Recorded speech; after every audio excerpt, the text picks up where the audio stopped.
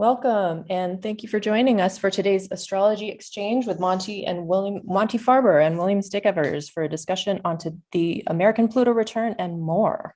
Take it away, gentlemen. So Monty, it's been a long time since we spoke last, so I figured we have a lot to cover with this Pluto return, which is happening right now as of today. Yeah. 240 years we've waited for this. Right. I think it's 248 years to be precise, correct? Correct. Okay. So right here on what we're looking at here, just so we have a reference point for discussion, is this is the U.S. Independence Declaration chart. I'm using the Hancock ratification time of 2 p.m. I know other people use different charts, but this is based on Hancock's testimony in a written letter that it was signed and ratified by him in a fair copy document around 2 p.m. he writes, and that was discovered in 1940 and published in a biography. And so we're going to use that with a Scorpio rising. Interestingly enough, 4 degrees Scorpio rising, that gives us a 27 degrees 33-minute retrograde Pluto in Capricorn. And as of today, if we look at the transits, we see that Pluto is exactly conjuncting that point as of today, giving us our first U.S. Pluto return. Yes, and I've had a lot of people send me a meme that talks about how Rome fell when it had its first, and it didn't, as you well know, and as anyone who's a member of your Global Transformation Astrology website knows that it transformed, but it did not fall. Right. It became a republic, I think. Well, actually, what happened, it was a republic for about somewhere about 500 years. Right, and then it became the Caesars. And then it became the empire. Yeah. So It went from a republic to an empire during the time of the Pluto return for the Roman Republic. Right. The second. Yes, exactly. And then the second one where it went through. So if you take the time that it became an empire when Augustus takes power, Caesar Augustus. The best and one. Then, right. So that moment, and then the Pluto return occurred during the time of the onset of the crisis of the 3rd century. Right, when the Praetorian Guard wasn't guarding Caesar, they were killing Caesar. They were killing Caesars, and they were allowing generals, incompetent generals, to run the show. And it was it was a conspiracy of senators and the Praetorian Guard, which really acted like the CIA, NSA, essentially the emperor's security and intelligence complex, which basically colluded together along with some what we would call like Roman oligarchical elite folks, right, behind the scenes, that basically allowed the empire to go into a full near breakdown. Yes, that's true. But this time we have the internet, and this time we have electricity and a whole indoor and Bitcoin. Don't forget Bitcoin and indoor plumbing. With those two things, you can rule the world. We can rule the world. Yeah. Right. So so that's it's very interesting when we look at it that the Roman Republic turned into an empire. And what's interesting, a lot of people don't realize this, is that Augustus said, I might be your emperor, but we are still a republic. And so he didn't call it the Roman Empire. Nobody said back then, if you interviewed anybody, is this the Roman Empire? And they would say, what are you talking about? This is the Roman Republic. So It always proclaimed itself as a republic, a democratic republic of elected leaders. Yeah, for sure. Right. But it was acting and behaving as an empire. Right. Which the United States has done for quite some time. Right. But we've never admitted that we're an empire either. Right. So the question becomes, do we become an empire, a full-blown empire where Luke joins Darth Vader, right, to overtake the emperor? Yeah. Right? Because Darth Vader couldn't do it alone. He needed Luke. That was the prophecy. Luke is we the people. Right. So that's the big question right now.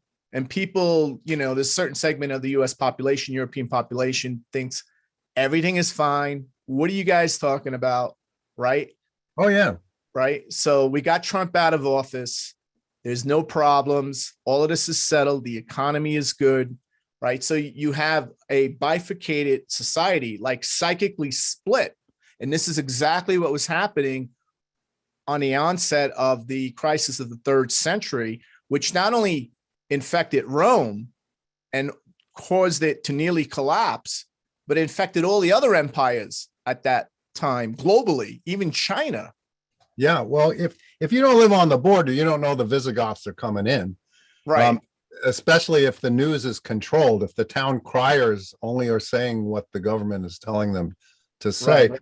So it depends. But the thing is, with the internet, there's no excuse for people to say they don't know, because there's a lot of stuff that's being reported about what's going on, with everything, Mhm. and I always try and go, because right now it's the Pluto return, and Pluto rules Scorpio, and so it's one of the rulers of Scorpio, and the symbol for Scorpio is not just the scorpion, but it's the eagle and the snake.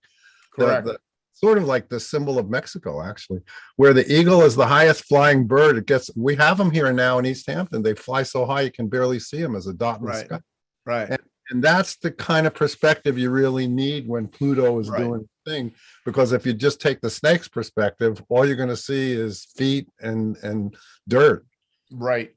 Absolutely. I mean, the other thing that we need to factor in here, and we haven't really touched on it much, but it's also the fact that transiting Neptune is opposing the natal Neptune of the United States exactly at the time this Pluto return is occurring. So it's really a Neptune, Pluto being the dominant and Neptune being the subdominant factors on an archetypal level that are impacting things in this and infecting the collective psyche of the nation state. Well, it's true. And the last time Neptune opposed the United States Neptune, you had John Brown, who took up arms against the United States Army because he was so against slavery. And there should be statues to this guy, because he was so against slavery. He was executed for it. He attacked Harper's Ferry Armory with weapons and freed slaves, and God knows who other people who were also committed. And they said, the slavery thing cannot stand, and they gave their lives for it. So that's the last time Neptune opposed, where it is now. Well, what I was looking at with Neptune conjunct Neptune back in the late 30s was when we were in the heights of the Great Depression. We actually went into a much more severe depression in 1938, then the onset of World War II in Europe in 1939. And it was going full blazing in Manchuria with Japan invading China. Yes. So we had that. Which the Chinese have never forgotten, by the way. Never forgotten. Right. Never, and never will. No. And the Japanese they still marginalize and play down the actual atrocities they committed. They did horrible things. Right. So I'm looking at that and looking at the fact that, we've got this now Neptune undertone to this Pluto return. And what I'm looking at here is sort of like the imagery, the archetypal imagery, because Pluto represents the instinctual unconscious on a collective scale, and Neptune represents the spiritual unconscious. And it's sort of like, a marriage between heaven and hell. It's like the interplay between it's almost like the soul of Christ and the will of Caesar, right? Caesar being Pluto and the soul of Christ being Neptune. Yes. It's really just like this, sort of like a collision of titanic collective forces that sort of evoke, sort of have a healing effect, or facing dark and powerful content that emerges out of this collision. And we're seeing this really play out now with the bifurcation in our society, right? We're seeing this sort of like, Apollonian and Dionysian, was sort of like people are taking sides. And and they're all in. And I think one good thing to keep in mind is that yes, the people who oppose you and doing the things that you hate, they might be doing that, but they might think they're doing the right thing. And I think that Neptune, opposite Neptune, at least in the United States chart, is all about idealism and doing it for That's the right. It's also about the Yeah. specter of socialism, which Yes. is really the specter of communism. Yes, and communism has never worked anywhere, but the idea behind it, well, Right.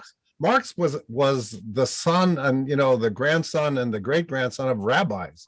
So there's a religious element to communism and socialism, in the sense that it don't work in the Right. real world. It's never worked anywhere. But and there's Mark, he changed his name to Karl Marx, but he was obviously, he was raised religious and Right. didn't like it. But and Right. that's why you have this incredible dichotomy between workers of the world unite, and when they do up in Canada, they come down on them like where are your papers? Where like Right. Show me your papers, please. exactly. And, Yeah.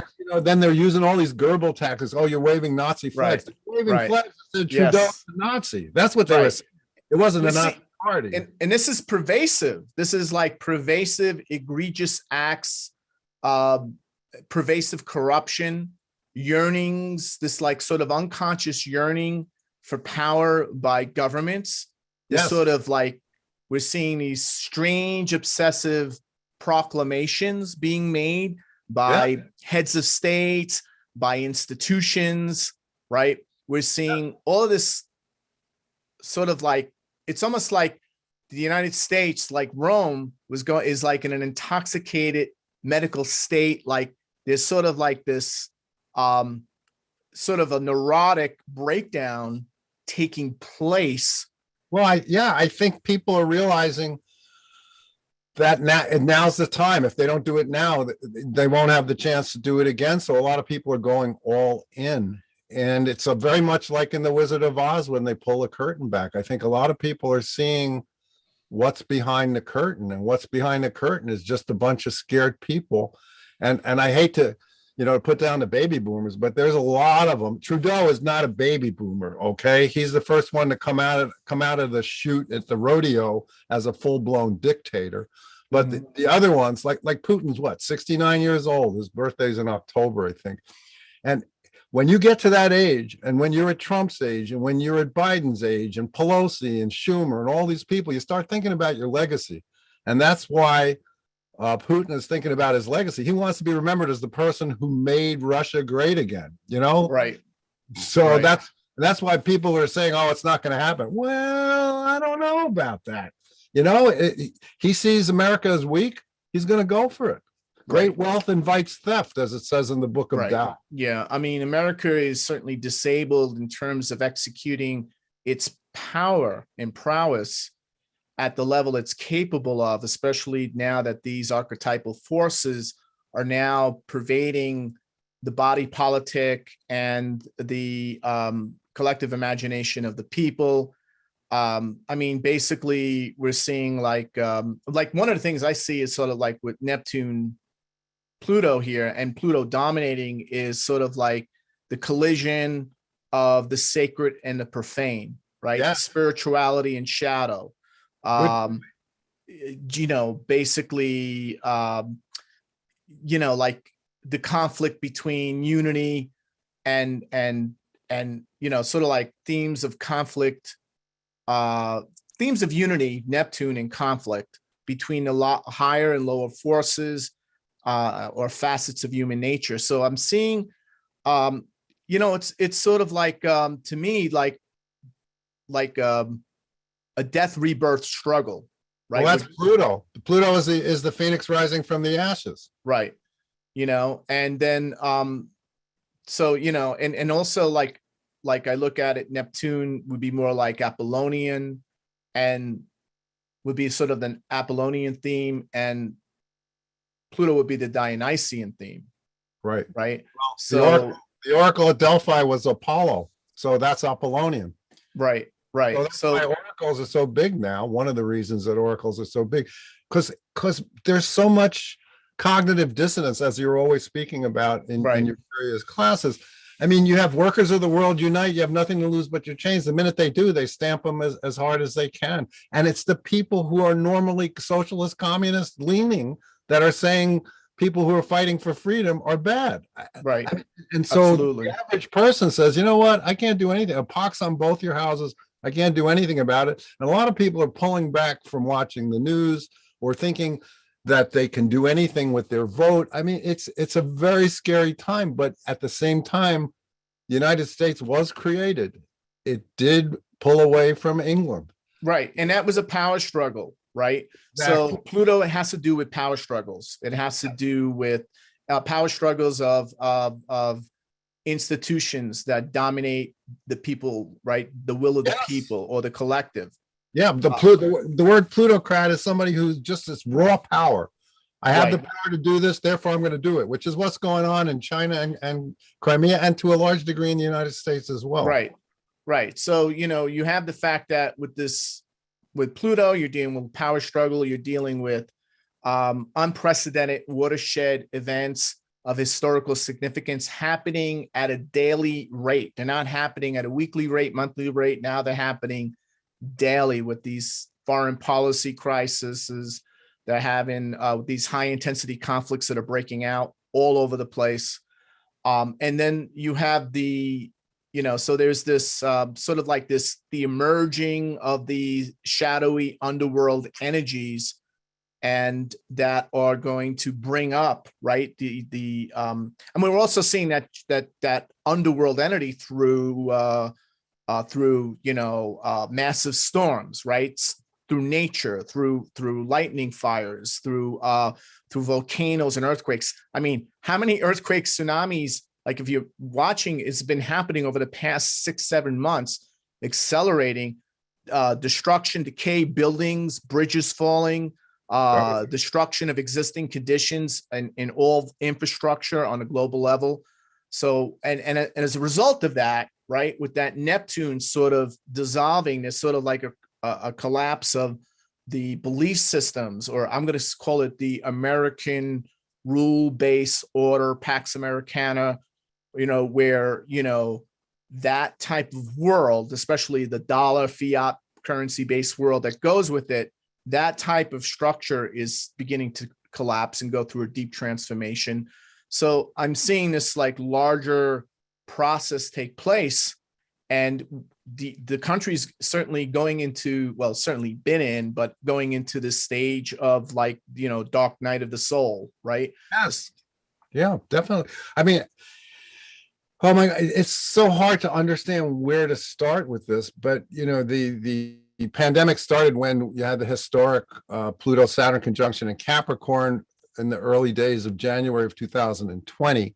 And that really started, we've all been monks in our caves, and some people have used it in amazing ways. I know 2 relatives, one lost 80 pounds and one stopped drinking, which both of them I would have bet against.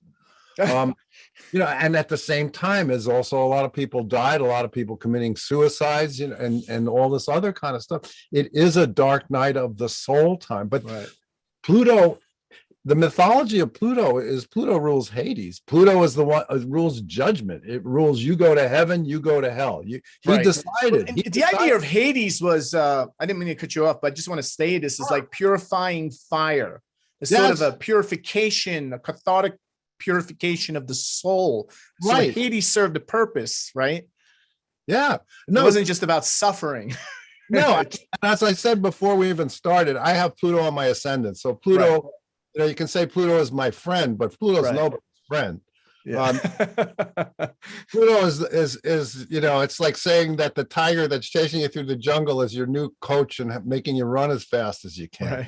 Right. Pluto is a reminder that you're going to die, and right. you're either going to do something that you're right. going to be proud of, or you're not. And I think I always come back to the individual when I'm doing astrology. Yes, we're having the Pluto return of the United States, but then you got to look at what they used to do. They used to do the astrology of the leaders. So you got to look at Biden's chart, Harris's chart, Pelosi's chart, Schumer's chart, all those other charts, and they're all screaming the same thing, basically. Right. I mean, we'll get to Harris in a bit, because she certainly is being impacted by this Pluto return, which is hitting my her God, sun yeah. moon opposition directly. Right. And she's now heading the NATO committee to how they're going to deal with the possible Russian invasion of Eastern Ukraine and how NATO will respond. So, now she's sitting in for the president while the president stays home, right? Dealing with world leaders on probably one of the most pivotal foreign policy crises since the Cuban Missile Crisis.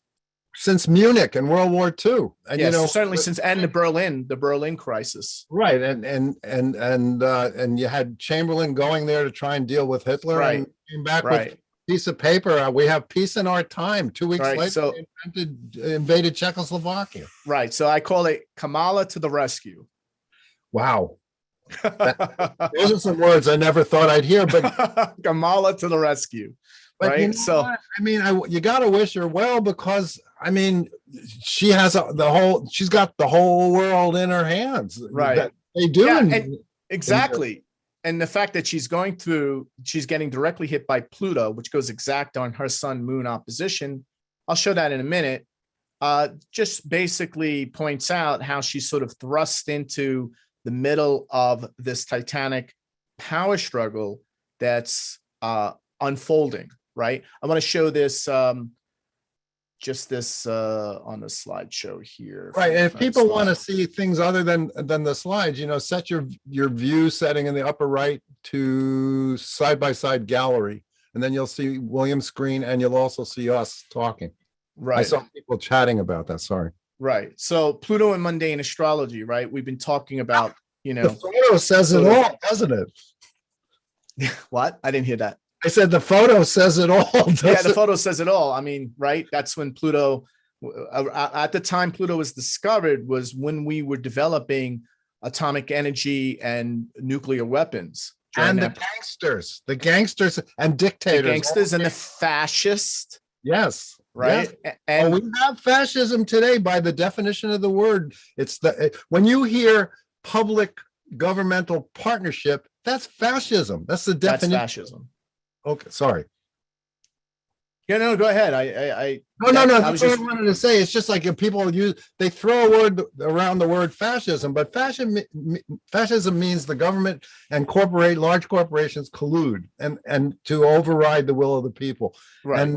And unfortunately, that's a lot of what's going on nowadays.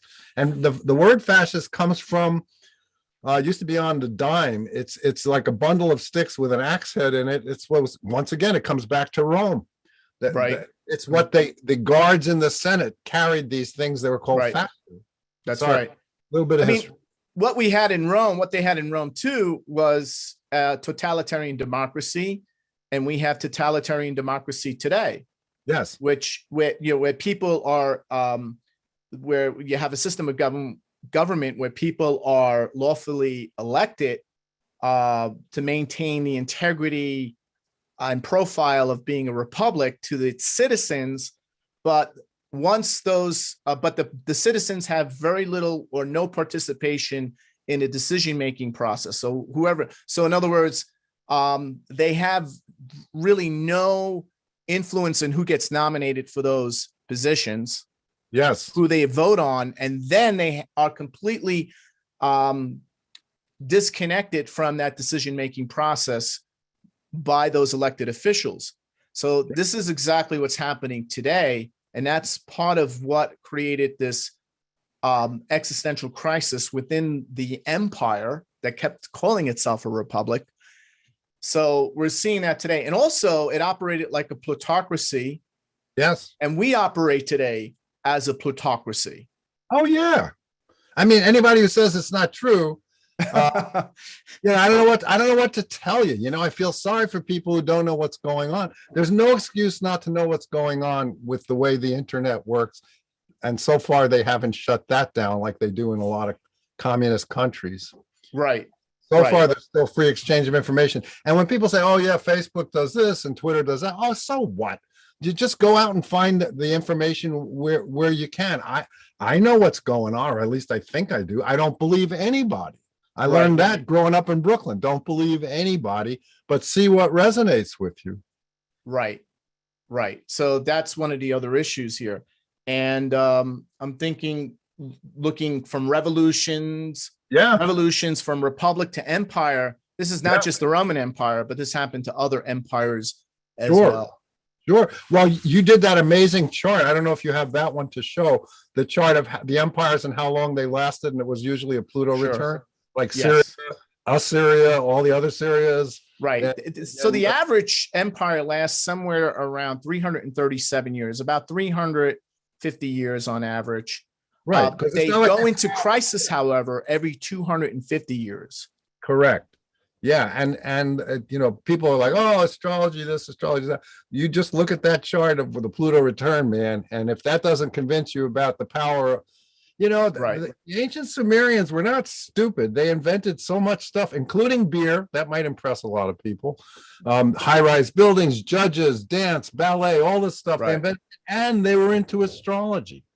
And because they noticed, you know, it's star logic, astro is star, logi is logos, logic. Right. Yeah. So we're seeing like this will to power, right? This Nietzschean Dionysian principle of will to power, right? This blind striving universal will, this powerful force of nature emerging. And we're seeing this all through, you know, the plutocracy, the crony capitalism, too big to jail, too big to fail. Yeah. Prince Andrew, too big to jail. That's if that person hadn't taken the money, you know, she should have took a lot more money than 10 million. She could have easily taken 100 million and they would have paid it without thinking twice. She could have took down the entire British and American and possibly some other like other government families completely. Well, senators, congressmen, possibly presidents, and there in former presidents. In that little nutshell is the entire situation. There was a citizen with the power to make a change, and they took the money. They took the money. They sold out. Exactly. And Pluto don't like that. I'll tell you that right now. I'm sure there's people that could say I sold out, but I don't think I certainly didn't do it consciously. I might have sold out in a different way. But when you have Pluto prominent in your chart, there's this little voice that says, you know, that's bullshit. Yeah, I would rather, you know, live on my I'd rather live on my feet and get killed by it than die on my knees. And when you sell out, you're dying on your knees. She could have done something. Does she need that money that badly? Or maybe they just scared the hell out of her, because with Pluto, people are willing to kill. And that's the reason that gangsters and mobsters and the government gets, you know, Mao said democracy comes out of the barrel of a gun. And there's at a certain point, the United States did not get made because of the Boston Tea Party. It got made because they defeated Cornwallis at the Battle of Yorktown. Right, exactly. During an eclipse, by the way, a solar eclipse occurred on that day. Exactly. So that shows you the power of eclipses. And we got to remember too, we're talking about in this situation, you know, because Pluto represents the instinctual, the political, the social, the sexual, the criminal. Yes. So it preys on the innocent and uninformed, or what we would call ignorant, or willfully ignorant. The willfully ignorant. Yeah, it preys on the weak, because when you have a power struggle, what do they always say? Knowledge is power. So if you're standing there and you have not educated yourself, Pluto's going to say, oh, this is great, roll over you. What is the oldest technique? Divide and conquer. That's why, you know, we can be up here talking about this, that, and the other thing, and people say, yeah, but what about this? And what about that? All these little lower things. We have to be like the eagle and soar above the whole thing and realize, what did Jefferson say? When the people fear the government, there's tyranny. And when the government fears the people, there's liberty.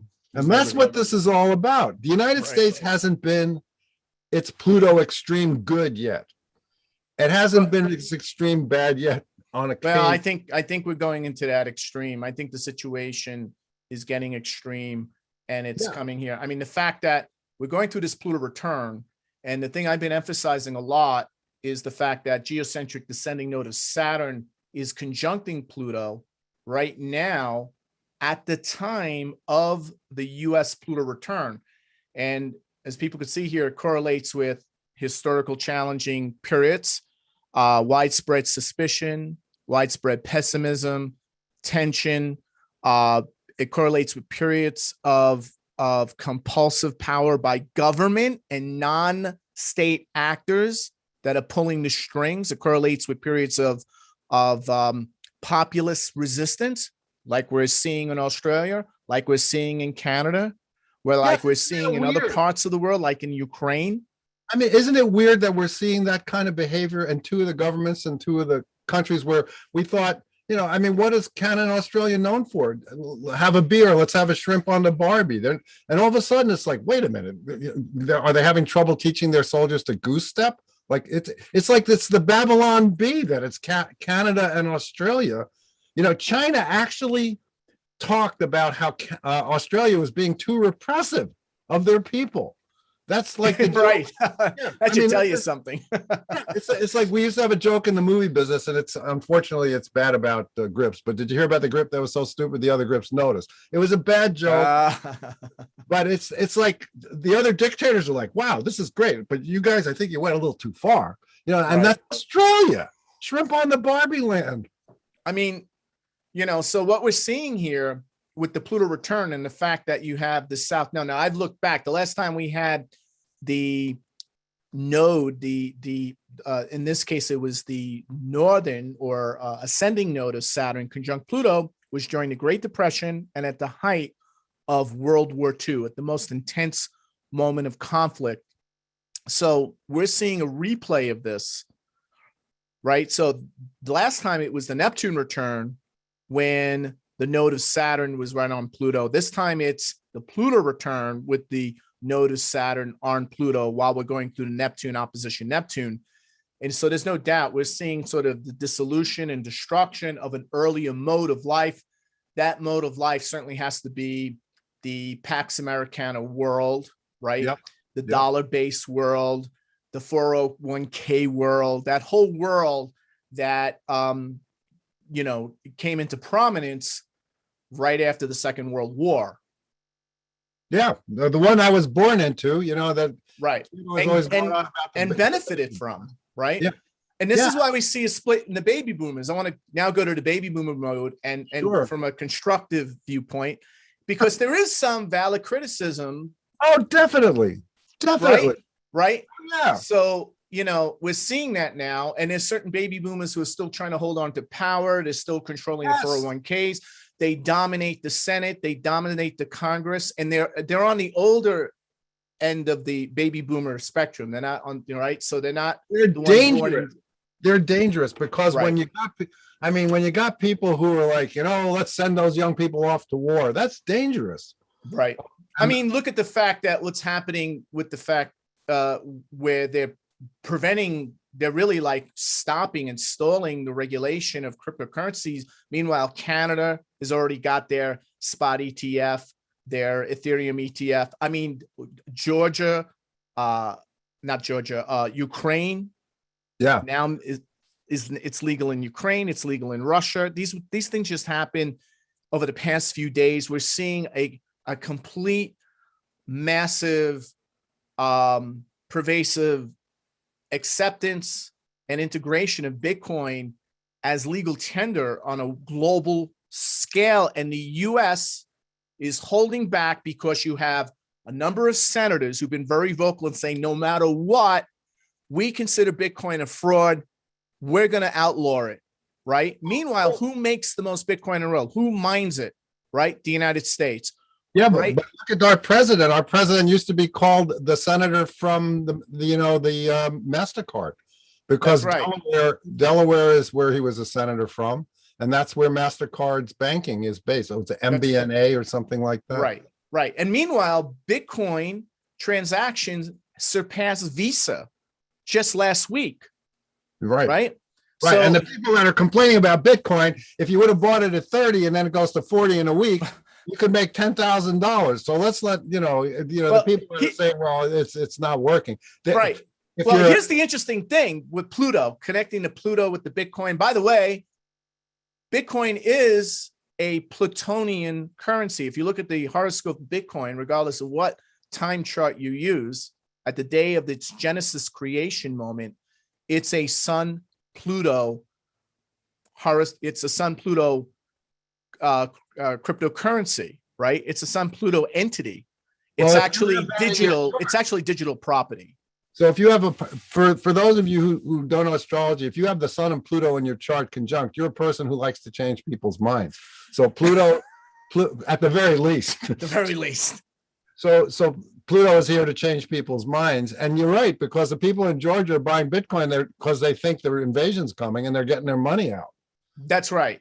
In fact, right now what's happening is people in Ukraine I just got the numbers this morning based on the blockchain reports I get. They're converting all of their local currency. I don't remember the name of it. It's an odd name to pronounce in English. Probably They're is. converting it all into Bitcoin. So they're not going into gold. So that's very telling to me something's going on. They're saying, no, we're not going to get attacked, steady as it goes. Well, its population starting yesterday is moving massive amounts of money into Bitcoin. Yeah. Right, to protect it and to move it quickly, and it's a store of value. So Right, so because if you're going to be a refugee, because didn't they just send 700,000 people from Eastern Ukraine into Russia? correct, Because evacuate them. selling. Right. And so if you don't want to be having gold bars in your clothes, it's a little easy Right. to spot. Right. So- So we're seeing dangerous situations erupting, and like marked by these life and death urgency. And what Yeah, are people that's doing? They're Pluto. evacuating. They're Yeah. moving their money into Bitcoin. They're not going into gold. They're going into Bitcoin. And we're also seeing that happen in Russia as well, because the Russian people, since Putin is likely to do something sooner rather than later, and they know these sanctions are coming. So what are they doing? Are they buying gold and silver? No, they're moving it into Bitcoin. Yes. And well, the thing with Bitcoin, someone just posted, but it's down 4% in the last 24 hours. Bitcoin has a churn like nobody's business. It just does. It just goes up and down. But on the whole, in the last couple of years, it's gone up so much. It's just unbelievable. It averages what, 200+% a year over the past 12 years. Right. Nothing comes close. People are pissed off when it doesn't go up to like 1 million or whatever. Well, that's just greedy entitlement Americans talking. It should be $1 million because I put the $10,000 into it, right? So we have to keep in mind that okay, so it took Microsoft and Apple, which are worth now over $2 trillion in total market capitalization, to hit 1 trillion. It took 20 years to hit 1 trillion. No more. It took 30+ years for both of them to hit 1 trillion in total market capitalization. It took Bitcoin 11. Yeah.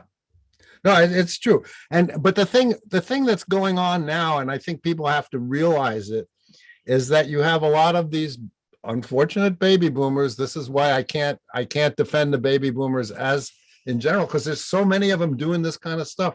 They are not going gently into the night, and they are equating power with life, and they don't want to die, and they're just clinging to power instead of allowing the younger people to do it. But once again, in the defense of baby boomers, we did stop the Vietnam War, and we did a lot of good stuff.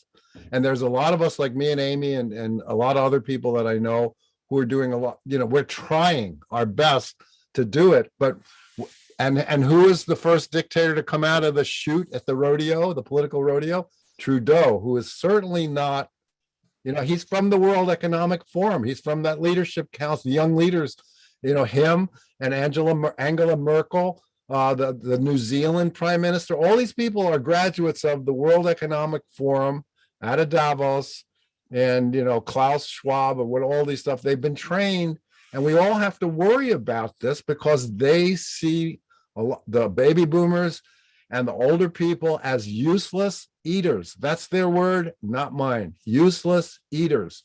And you also have to remember, in China, as of 2020, they had over 400 million people over the age of 65. It might even be 60. So they have more than the population of the United States over 65. So do you think it's a surprise that there's a disease that comes out that kills old people?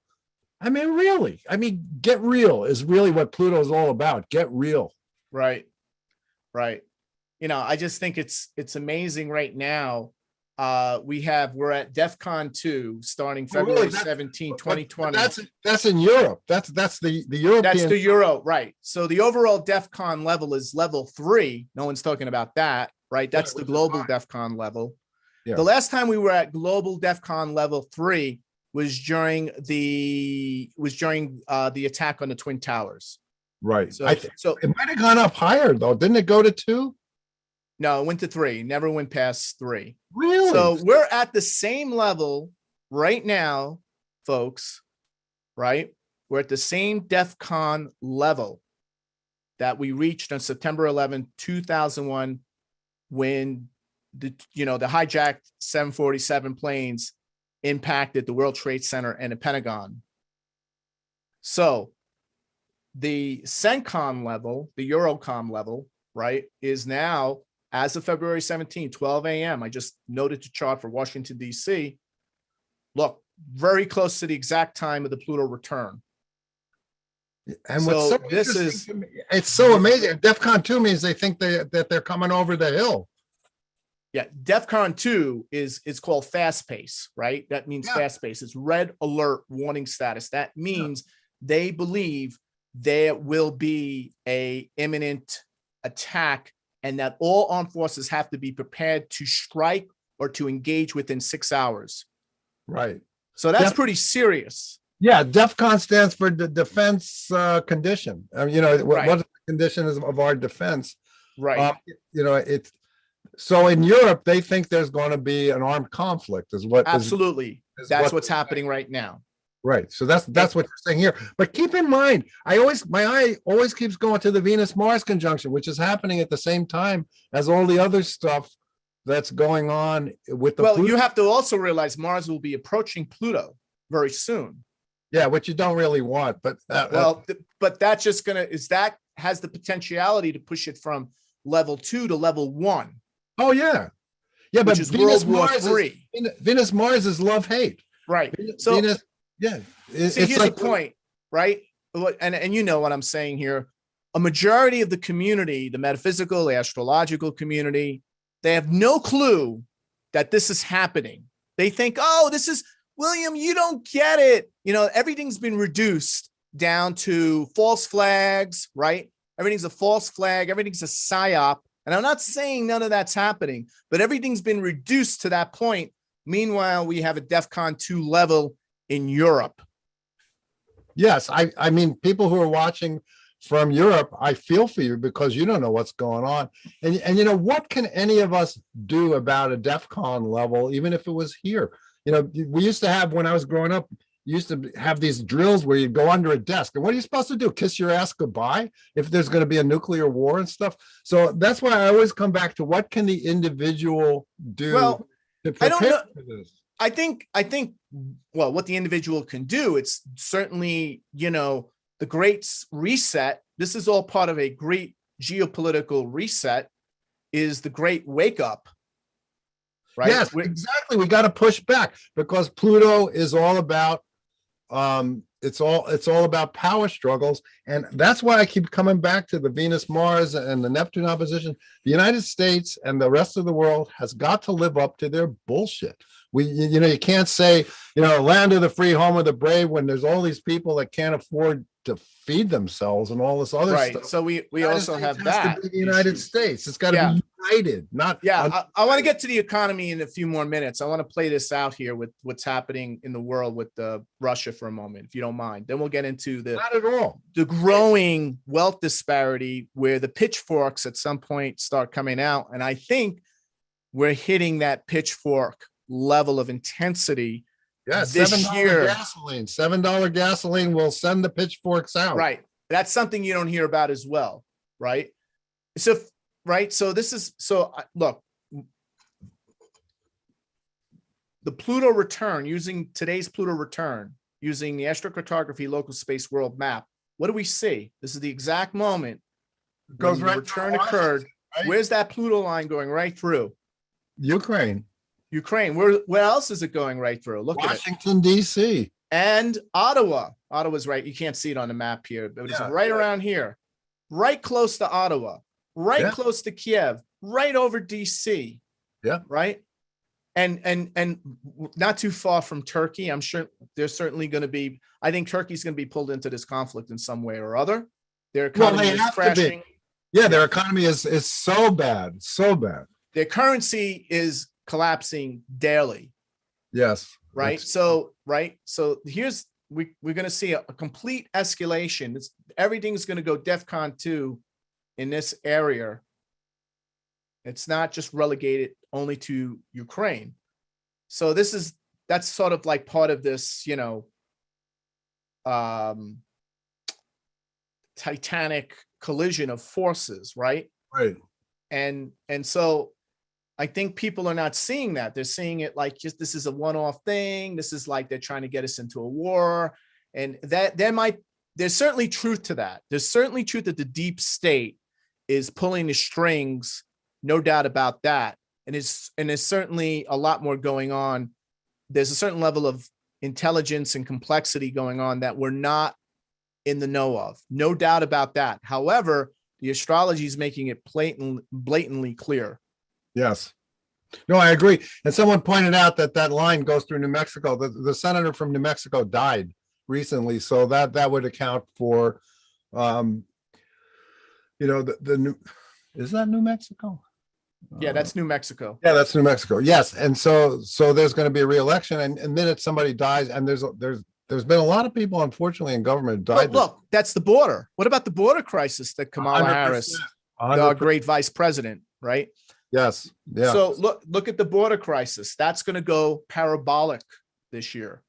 Well, yeah, yes, yeah, and the weirdest thing is that the people who have come into this country legally and illegally, from the southern border, they don't want the immigrants coming over, Right. because they're going to take their jobs. I mean, it always comes back to economics, which is why I think the $7 gas is going to send the pitchforks into the street. Right.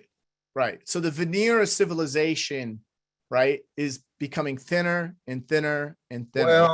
Well, my friend Michelle Marie said that once they stopped enforcing the laws, civilization ended. And I think to a large degree, that's true. You mean that too we big see criminals. too big to jail? Exactly. Okay. All right. Okay, cool. Yeah. So we have that. And then let's continue on, because this eclipse, right, is going to be effective. We're going to get hit 2 other times. The third time will be in late December. Third time when we have the Pluto going back and forth, hitting a third time on the US Pluto, will be in late December. And what happens around that time? If you look at that time, you see that we have an eclipse, a very powerful partial solar eclipse in October, followed by a November 8th, on election day in the United States, lunar eclipse. That's major. Very major. And what's interesting here is if you look at the eclipse path, Wow. right, it goes right over Russia, and here's the eclipse path. So it's actually, this is where the viewability of the eclipse. So there's the eclipse path, and the path of all the nations that can view it and will be impacted from that eclipse. And look here, if you take the chart of the eclipse, it goes right over where? Look where it's going right over. Here's the Pluto line. So you have the eclipse and you have the Pluto line of the exact moment of the eclipse going right through here in eastern Ukraine. Yeah, exactly. Which is where the fighting is going on. They shelled the minister the other day, the Right. general, all this other stuff. So now people would say, I also think that heralds the end of the EU. I think there's going to be a serious pressure for the EU to break up. oh, well, absolutely. We're looking at a political, social, humanitarian earthquake in Europe. And the reason I'm stating this is what we know, because, of our experience of how the future is informing the present, right? One thing we know about astrology and all psychic phenomena and remote viewing is the future is informing the present.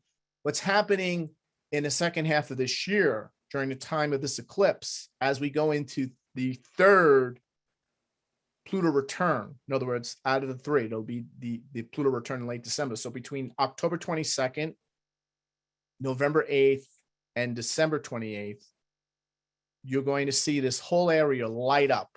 This whole area is going to light up and be a major, major focus for this titanic power struggle that's taking place. And I also don't think it's just not military stuff. It's just not NATO. No, It's not not at just, all. it's financial, because what are the most vulnerable banks in the world? Where are they residing right now? Well, you got Deutsche Bank is certainly one of them. Right. And you have a number of European banks that are on very shaky grounds, right? You have the ECB, which has negative interest rates. You have out of control inflation. You have out of control unemployment. You have a massive underemployed class. This is in Western Europe. Eastern Yeah. Europe, it's even much worse, but they don't talk about that. Well, that's And- why they all came west. Then they had the immigration crisis in England. Right. Because so many people were coming over there, but you can't blame people for wanting to work. But the thing is that Europe is like an addict. They're dependent on Russian gas. So, right, that's the other thing. So they're dependent on America for its defense, whether they want to admit it to themselves or not, for their strategic defense. They're completely dependent on Russian gas and oil. And should there be a conflict or a brewing conflict that goes physical, that's all going to be completely cut off. So what rules oil, right? Neptune, Pluto, both of them, right? So the fossil fuel or the petroleum industry based on fossil fuels and all that, right? That's both of those are ruled. Neptune, opposite Neptune, Pluto, return. And we're seeing this massive eclipse. Look at that eclipse, Pluto going right through it. And so that's really telling to me that you're going to see an energy crisis, which is already happening in Europe. Oh, yeah. I mean, they laugh at us when we complain about $7 gas. They've had $7 gas since the 60s. Right. Right. So we're seeing that play out here. So the charts are screaming very clearly, like, this is what's going on here, folks. Pay attention. Well, that's it. People got to get the people united can never be defeated. Yes, those are chants used by people who are trying to be disruptive. But I think the basic essence of all these people is we cannot fight amongst ourselves. It's not us versus them. It's the elites versus the people. They really want, it appears to me, that's what the struggle is with Pluto in this particular time period. The elite want absolute power, and the United States Constitution is in the way.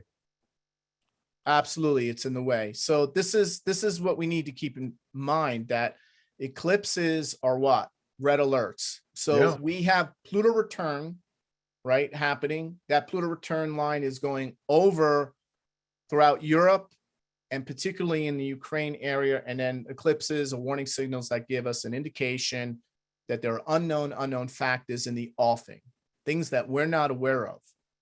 So we can't just say, oh, this is just false flag stuff, William. You're overreaching here. Back off. There's a de-escalation going on. You don't understand what's happening here. You got an Anglo-Saxon brain. You got to think from an Eastern European mind. And then you would know better. No, I don't need to. We don't need to, folks. We can see what is happening. All you got to know is a map of the area. When people talk about California seceding from the United States or Washington or Oregon, I always say, are you crazy? That's where all the military bases are. Do you think Washington's going to let them secede? That'll never happen. No. And just like in Russia took the Crimea because that's where the sea bases are, and they don't want to have anything that gets in the way of getting to the sea. And there's a logic to Putin's actions. He wants a legacy. He doesn't want to be stopped. He doesn't want the military to be stopped. And plus, there's all these ethnic Russians in the eastern Ukraine. That's what started with Hitler. Hitler was like, we have all these Germans in Czechoslovakia, and we have all these Germans here. They wanted Lebensraum, room to live. That's right. It's That's right. it's not reinventing the wheel. What's going on? Right. The other thing too is if you look at the amount of resources and the amount of manufacturing of core materials, of a number of high-end, they have a lot of high-end energy manufacturing and raw material output that gets exported from Ukraine. It's substantially higher than Russia's. Yeah. Right. Yeah. So they have tremendous oil fields, oil reserves. They produce more food than Russia does, substantially more. In fact, Russia needs Ukraine in order to reinvigorate and reinvent its empire. Without Ukraine, it's like taking the 13 colonies of the United States, 13 original colonies, right, and breaking them completely off the U.S. So imagine a U.S. without New York, right? Yeah. Without Virginia, without New Jersey, without Massachusetts. I mean, just take away, right, the level of wealth, institutions, power, all those things that those states have, right, and completely. So this is the equivalent to what occurred. Now, I'm not trying to make an excuse why Russians need to go in there. No, not at all. No, you're just pointing out the logic of it. And the other thing is, imagine the nuclear missiles in Cuba and Mexico and Canada, because that's what NATO wants to do. And NATO is the United States empire by a different name. Right. So Absolutely. We're back to the Pluto return and how it transforms empires. And so we're being forced to transform. Right. So there's the sort of like the impulse for empire is awakened, right? This impulse to be an empire, whether you're capable of pulling it off or not, right? You give it a go. Yeah, that's what Putin's doing. Right. So basically we're looking at one of the things I wanted to show here too is we're almost at the height of the 17.71 year war cycle, which I want to show here. Wow. Yeah. So this is where we are right now. Great. Right. And if you look, we just look at the different wars, right? I have a chart of each one, so we'll just go through them real quick because I think it's important, right? Spanish-American War, right? And Jupiter-Neptune. What's coming up in April? Jupiter-Neptune. There you go, right? World War I, right? We see what? Really prominent Pluto right on the world point. And we have Jupiter-Uranus. What's coming up next year in 2023? Jupiter-Uranus. Jupiter-Uranus. There you go, right? Nothing to see here, folks. Well, this is why you point out that a lot of astrologers want to talk happy talk. I mean, nobody is more of a rainbow pooping baby boomer, unicorn rider than me. I'm very positive, but at the same time, the first rule of warfare is make your base secure, and you got to prepare for the worst if you want to live well. You got to put your mask on before you help the people next to you. A lot of people are not putting their mask on. No, not at all. And look at here, the 6-Day War in 1967, when Syria and Egypt attacked Israel. I think Jordan participated in that as well. Sure. And you see Uranus, Pluto. Yeah. Look at that, Uranus, Pluto, bang, right? So you're seeing with these wars, you're seeing these out of planetary alignments. Look at here, invasion of Grenada, Jupiter-Uranus conjunction. Yeah. Yes. For those who don't know astrology, Uranus represents the energy that wants things to be new, exciting, and different and explosive. And if you resist it, it's like what makes a combustion engine go. And Jupiter is expansion. So expanded explosion is what Jupiter-Uranus would keyword out as. And so if you don't have a positive channel for that, you have problems. Absolutely. Yeah. Very well stated. So the Jupiter-Neptune conjunction is very tight at the time of this April 30th, 2022 eclipse. And you could see the correlations. People say, oh, Jupiter-Neptune, that's rose-colored glasses. Everything's cool, blissful, mystical, evolutionary spiritual transcendence, right? Well, yeah. Okay, all this wonderful color and sound and vibration, and there's truth to that. But we've also seen that's when what national boundary lines are being redrawn, whether through diplomacy, through coerced diplomacy, or through military action. Well, you're right, because when the Six-Day War was happening, the 60s were happening in the United States. You know, it was, what was it, 67? So you're talking about the Woodstock generation was assembled. So, and there was a pandemic going on in 68 that killed 1 million people that nobody knew anything about. Right. You see, that's why I'm always telling people, when you look at astrology, I'm not telling you because you know, everything has a spectrum, even though it sounds like what we're saying here, that things are really bad. At this, people made money during the Depression. There are ways that you can protect yourself from the coming problems. And I think that's something that we as astrologers owe to our clients and to the people that follow us on social media, to try and help them do that. Right. I think the problem is people just revert to watching more CNN and Fox News as a way to get help. And that is not going to cut it this time, folks. I haven't watched them in a year. Right. After the election, I stopped watching all those people because they're just, you know what, it's like what it's like watching squirrels run around in your yard. What, right. You know that they're running around. What good does it do you? What bad does it do you? Right. I want people to say, this is what you can do to protect yourself and have a good life and protect the people you care about, your animals and all this other stuff. Right. Yeah, we get, you know, people are asking questions here and there. Right. Yeah. You know, the other thing too is we also have to factor in something that's not particularly Western astrological, but it is astrological nonetheless. And that would have to do with the year of the tiger, right? Yeah. The year, we are in the year of the tiger, the water tiger.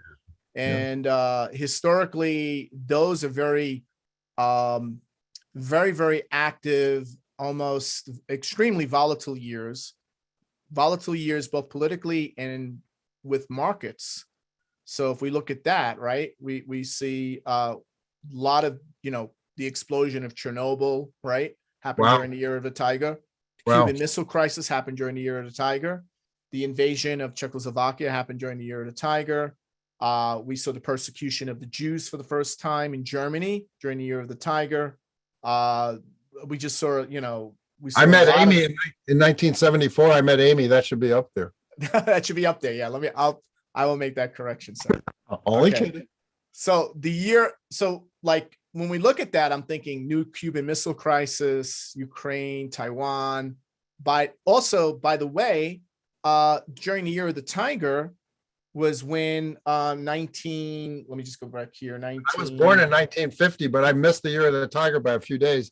I'm a wooden ox because it doesn't start till February, right? Right. But during the year of the tiger, right, we see, you know, we've seen historically that world leaders resign from office, or they make announcements that they will not run for office during the year. Well, there's already been 30 Democrats and quite a number of Republicans who've said they're not going to run again. I think they're tired of it. Someone pointed out that it's true. The New Mexico senator did not die. He's back at work, but they didn't announce his illness for 5 days. That guy came close to dying. Right. So, you know, what we're seeing here is we look at the year of the tiger, and this is the time for February 1st, 2022, Beijing at 2:56 p.m. This is the official Chinese New Year chart. We look at this loaded 8th house, house of crisis, house of conflict, house of war, house of audits, house of cathartic, life-changing events. Think of like the Tower card or the Death card, right? And we see Saturn there, right, as a harbinger. So I'm thinking, okay, environmental disaster, nuclear contamination, you know, the bursting of the stock market, everything bubble. Nah, it can't be that, right? 401k safe, folks, right? Iran develops nuclear weapons, explosive, disturbing revelations and scandal that brings down governments. Nah, it can't be that. Collapse of the Democratic Party in the US? Absolutely not, right? Now I'm speaking heresy to even mention that, especially in the astrological community. No, the Democrats themselves are saying it. Yeah, I know. They're They're look, there are astrologers, Monty, that argue with me from Canada, from Australia, and the United States that are defending the policies of Biden, Trudeau, and the leadership in Australia. This is how insane it's gotten. Wait a minute, they're defending concentration camps? Saying that we're overplaying it, like wait a minute, distorting. We're becoming the psyop, that we are the psyop for the astrology world. Well, right. If we want to just stay on the Democrat thing, there was an article just the other day called "The Democrats Are Worried That They're Extinct in Rural Areas in the United States." That's right. I read that article. Yeah, that's the Democrats saying. It's not me. Right. And when I say Democrat, I'm not just saying only the I'm Democratic talking about a senior party official who's concerned about it. That the fact is that they've kind of crapped the bed in rural America, that they think that they're not trusted, and people in rural America are afraid to have signs on their cars that say Biden, the way people who were for Trump were in New York, New York City and places like that. And, they're afraid of getting their cars keyed and their lawn signs ripped up and their houses egged.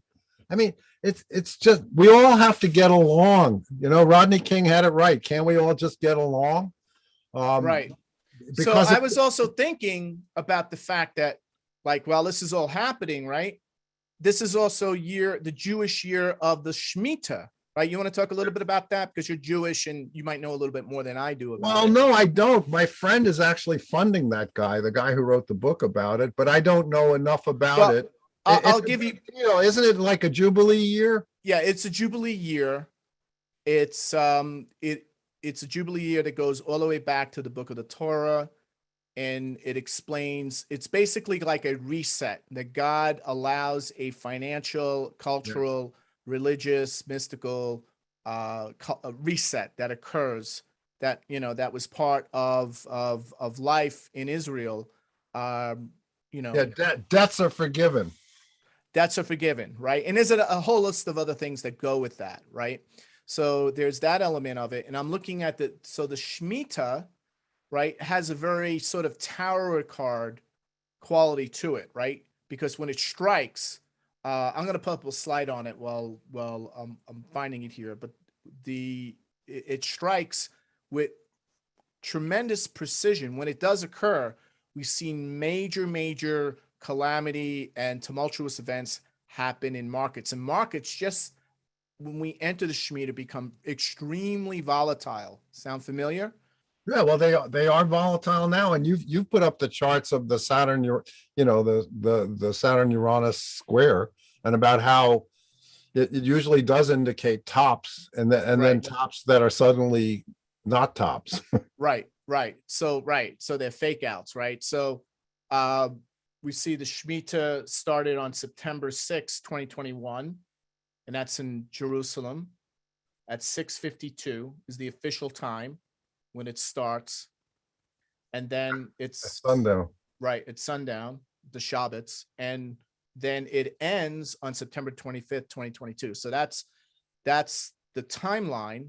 And we got, right, all this other stuff happening in the world.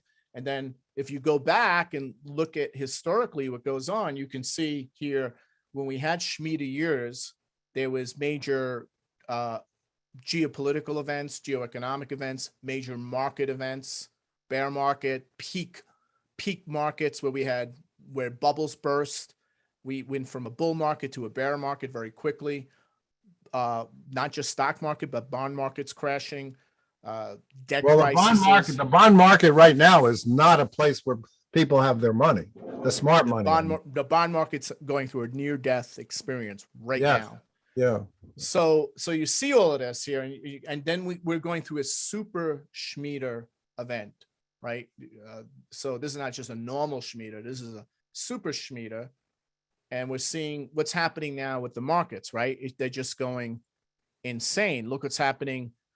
All the markets are getting choppy. There's so much uncertainty in the market, so much uncertainty in the world. Yes. So much angst. And the Shemitah period is when God wants what? A reset, a clearing of all the debts, complete repudiation, liquidation. Yes, and in on a personal level, this means people have to forgive, and they have to not hate other people who don't think the way they do. You can really see this happening. I'm from a police family, and when I see what the Australian and the Canadian police are doing, and even the police in New York, which is where my family were policemen, it's a shame. It's a shanda, if you want to keep the Hebrew theme going, the Jewish theme, that we have to not look at other people as other. We have to love one another. I know, and that's the Neptune goodest, the rose-colored glasses. The rose-colored glasses is actually quite powerful in dealing with the oligarchs who are trying to control us. We have to stand together, and I don't know, maybe we'll have to get the pitchforks and the torches out like in the Frankenstein movie, but we have to stand together. We can't all fight amongst ourselves for the crumbs. I'm sorry, that's just my personal opinion. Right. No, I hear you. I hear you. It has to be said. It definitely has to be said. I also want to now show the Kamala Harris, since we brought her up earlier, and I have her chart. Yeah. I'll bring it up here. Let me just. Well, I wish her well. I mean, she's been, some people have greatness thrust upon them. She has certainly had greatness thrust upon, considering that she couldn't get 2% during the Democratic nominating process. If you didn't get 2%, you couldn't be on the debate stage. Our friend Marianne Williamson got more votes than she did. Right. And Kamala's the vice president, so she's obviously got something going on in her chart where she's the vice president. Well, here's the thing. Transiting Pluto as of today is making a direct hit to her sun at 27 degrees of Libra and her moon at 28 degrees of Aries. So you could see that Jesus. sun-moon opposition being hit by Pluto directly straight on. Wow. Yeah. Wow. And now she's put into prominence. She's been put into prominence since last year. And now she's leading this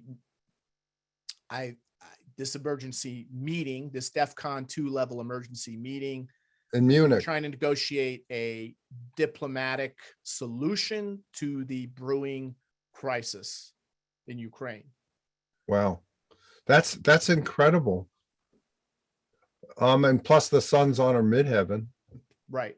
As of today, right now. So you could see things coming to an end. Look at the fact that Jupiter, Neptune will be conjuncting in April and will be making a direct hit on her stellium in Virgo. Well, do you think it's possible she'll rise to the occasion? Well, here's her black box. What do you think? Doesn't look too great. No. Though I have to say, I've never seen a black box as bad as the one you posted about Canada.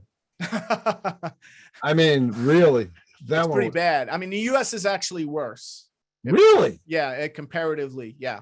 You mean it's like total plutonian underground? Because, That's right. Wow.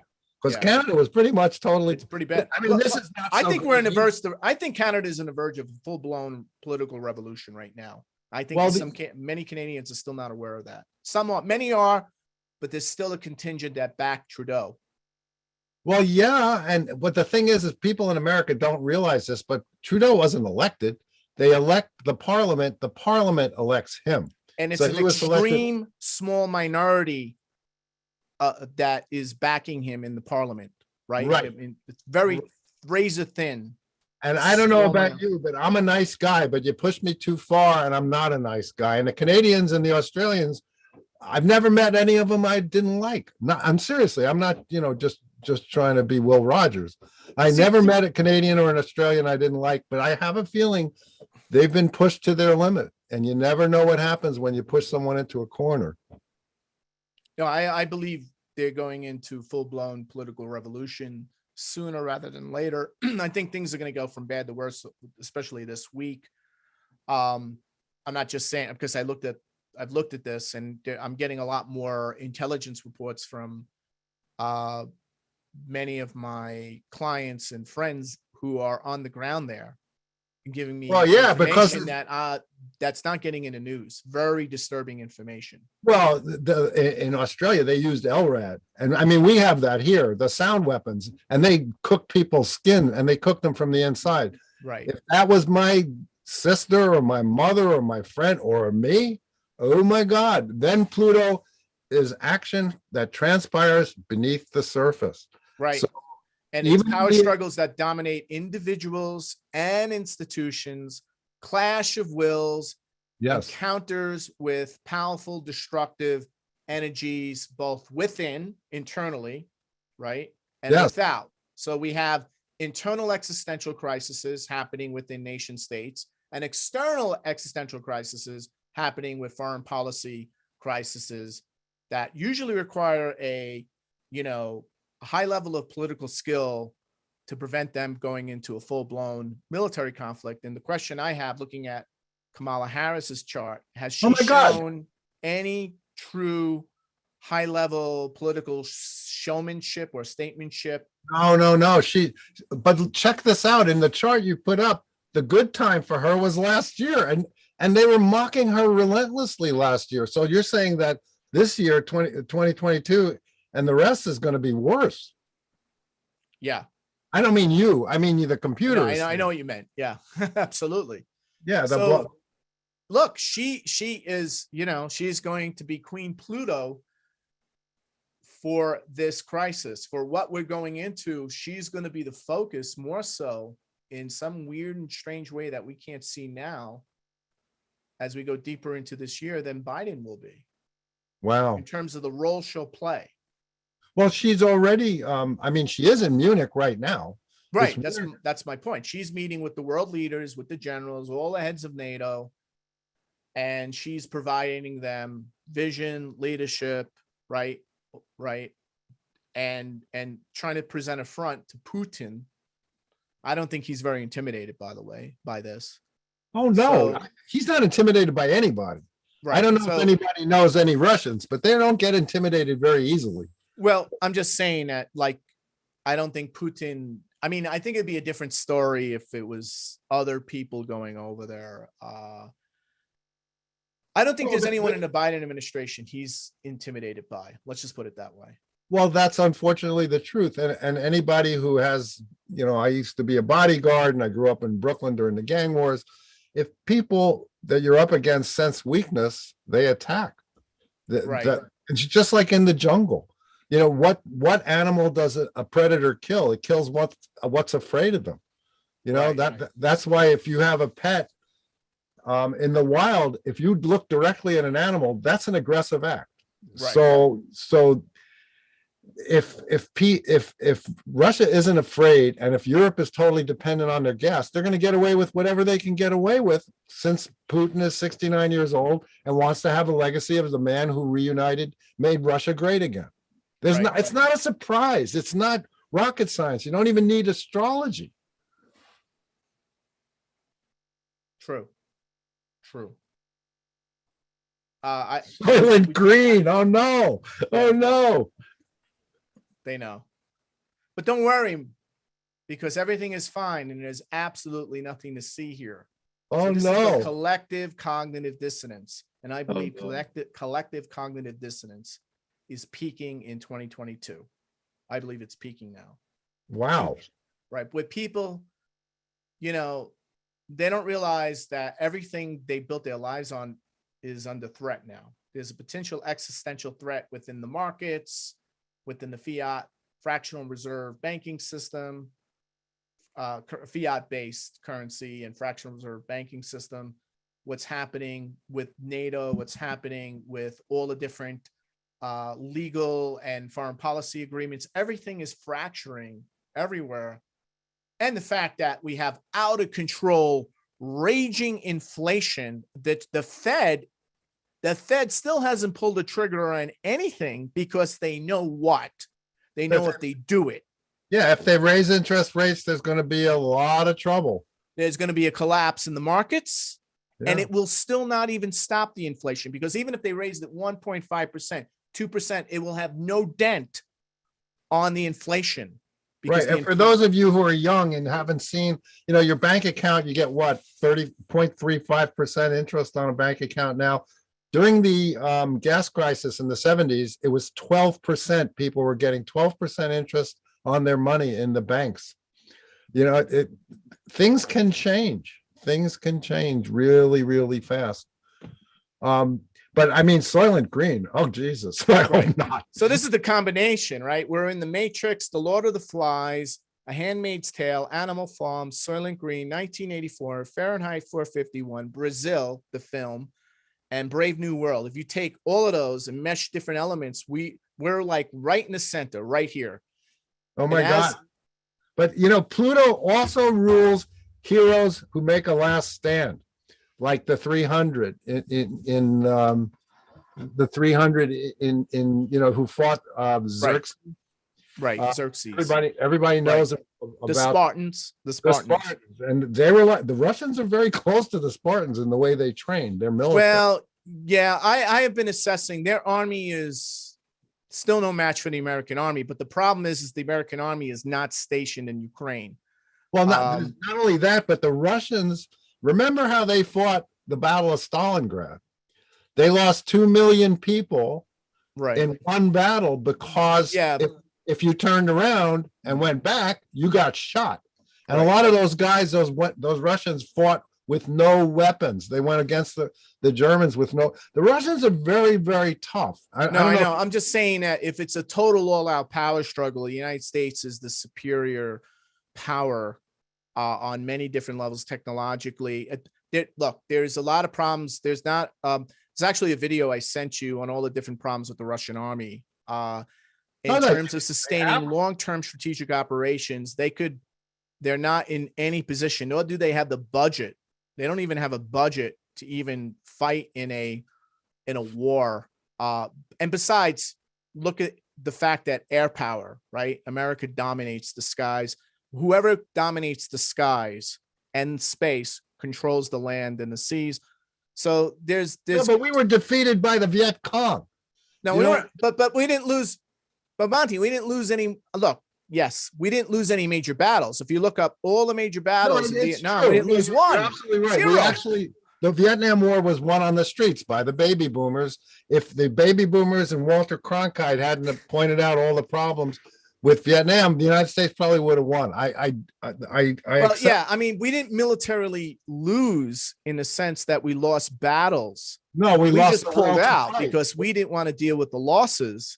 Exactly. And we were also, there was a lot of problems with Vietnam. So we could have a Vietnam situation break out in Ukraine, and that is going to be the big issue that NATO has to deal with. Their homes. People fighting for their homes are usually the ones you do not want to be in front of because they'll kill you. Because look, I mean, Pluto deals with what? Especially when you have Neptune thrown in, it correlates with looming crises that have been brewing for a long time in the making, and they escalate into explosive breaking points, ruptures, disputes, breakdowns, schisms, calamities, protracted crises. And that's what we're moving towards. And it's not just in Ukraine. No, it's not just in Canada. It's not just Australia. It's just not the COVID restrictions, folks. No, it's not. But Pluto also can rule, like I said, the 300 and heroes who make a stand. And I think that's why we were talking before about the woman who Prince Andrew, gave the money to. This time requires us to be heroes. That was what was going on in 1776. There were heroes. There were the founding fathers and mothers, the women and men of that time were amazing. And I think we have to make our stand. But we have to rise to the occasion, right? So look, maybe even Kamala will do that. You never know. I hope you're right. I hope my intuition is differing on that. No, the odds are against it. I understand. The odds are against it. Yeah. I hope for the country and for the world that they reach a diplomatic agreement and settlement, but I don't think this can be settled. First of all, it's not just Russia that's the bad guy. Ukraine has been not abiding by the Minsk, the Accords, right? They haven't been Yeah, abiding by that. There's a lot of other issues going on here. There's a lot more complexity that all of this has been brewing and converging into this, Cuban Missile Crisis standoff scenario. definitely. So, yeah. I'm not saying Russia's the bad guy. I'm not Yeah. saying that at all. I'm just, someone pointed this out. I mean, who wants the United States would not react well and didn't when they put nuclear missiles in Cuba, or if they were in Mexico, or if they were in Canada. I remember when it was reported that the Chinese army was training in Canada, people freaked out. I don't know if that's true. I don't think it turned out to be true, but that's another thing with the Neptune opposition. Nobody knows what's true. Nobody knows what's true. Well, that's what I mean about the disturbing revelations. What really is true is going to be so disturbing. Yeah. Right? When it's revealed that it will actually do two things. It'll awaken one segment of the population. The other segment will go into deeper cognitive dissonance. And unfortunately, majority of the people in the metaphysical world, or astrologers, for instance, tend to take that side of going deeper into the dissonance, the cognitive dissonance, The blue in pill. terms of reducing everything to saying this is a black op project. This is black op. We're being fooled.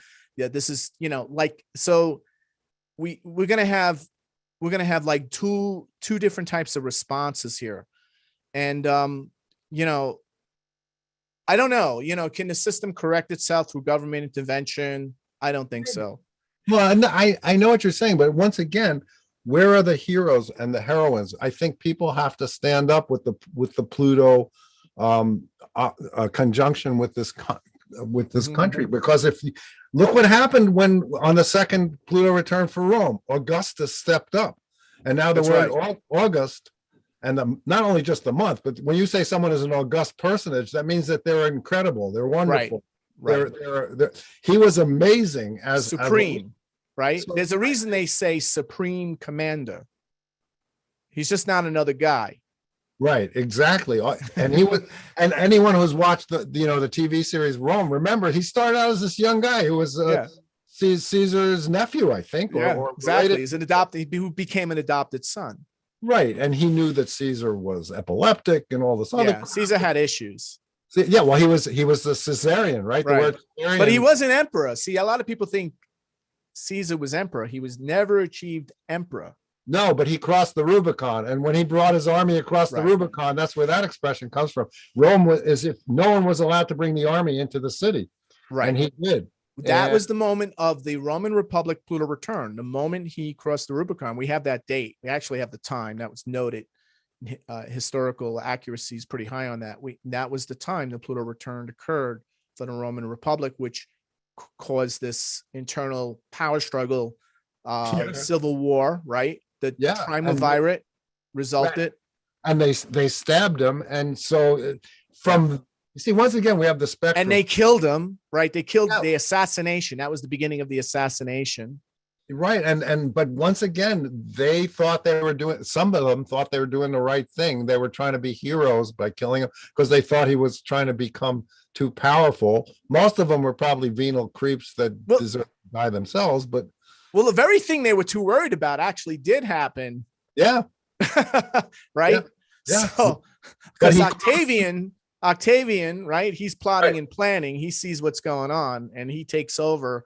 And he's a great leader. He's considered one of the greatest leaders in the history of mankind. And he's not just the greatest Roman emperor. There was other great Roman emperors we know, but he's considered the greatest in terms of what he achieved in his lifetime. So he wasn't just another guy. There's a reason they called him, his title became Augustus, Octavian, Caesar, right? Right, exactly. And he but that's what I'm saying. At this time with the Pluto return, we're all being called on to be founding fathers and mothers and to stand up. I mean, the Wall Street Journal today has an article that governments are realizing that people have been killed by the vaccines. I mean, I looked at it, I was like, is this the Babylon Bee? Yeah, right. But there's going to be more data coming forward. They're just tipping the iceberg. So they have plausible deniability to say we're not just some piece of CIA propaganda. Right. Well, but I'm bringing it up because you were always talking about disturbing revelations after the fact. Right. Yeah. Yeah. I mean, absolutely. but I just saw it today. I was like, no, this can't be. Right. But we're going to hear more. We're going to hear more. And there are natural remedies that are good.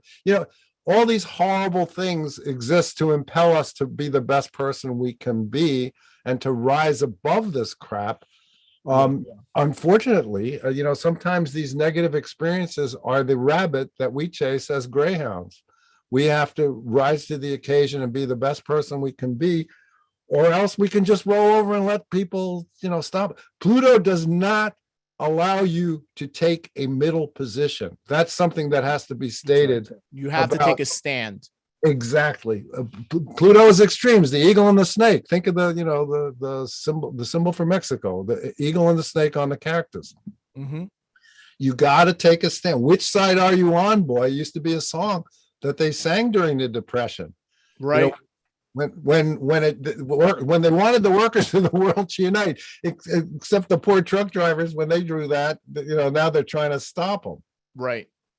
It's crazy. The truck drivers, what's going to happen? Someone posted before Atlas Shrugged.